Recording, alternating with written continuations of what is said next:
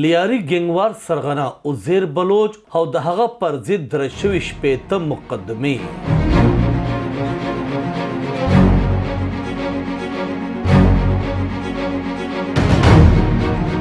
لیاري ګنګوار سرغنا عزیر بلوچ د شپېتو نه سوا مقدمو کې گرفتار دی.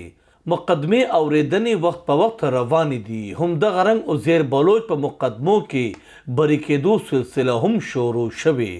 عزیر بلوچ درو نورو مقدمو کې عدالت بری کړي چې ورسره تر اوسه عزیر بلوچ په 14 مقدمو کې بری شوی.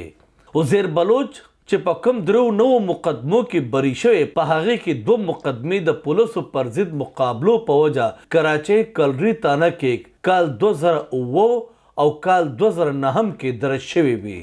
مقدمو اوریدنې په وخت عزیر بلوچ وکیل عدالت ته ویلي چې په دې مقدمو کې 3 ملزمان طارق سیاپا، سعید پټان او عمر کچي وړومبینه بری شوي دي چې وروستو عمر کچي د پولیسو په یوه مقابله کې وژلی شوی هم دی. همدغسې هنګامې جلاو ګیراو پتراو کې هم عزیر بلوچ پر ضد کال 2012 کې یوه مقدمه په کلري تانه کې درج شوې وه. په دغه مقدمه کې هم عزیر بلوچ سره د ملګرو گرفتار وو.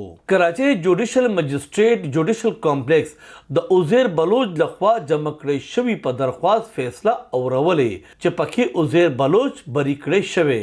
دغسې عزیر بلوچ په 3 مقدمو کې نور بری شوی چې ورسره تر اوسه عزیر بلوچ 14 مقدمو کې بری شو.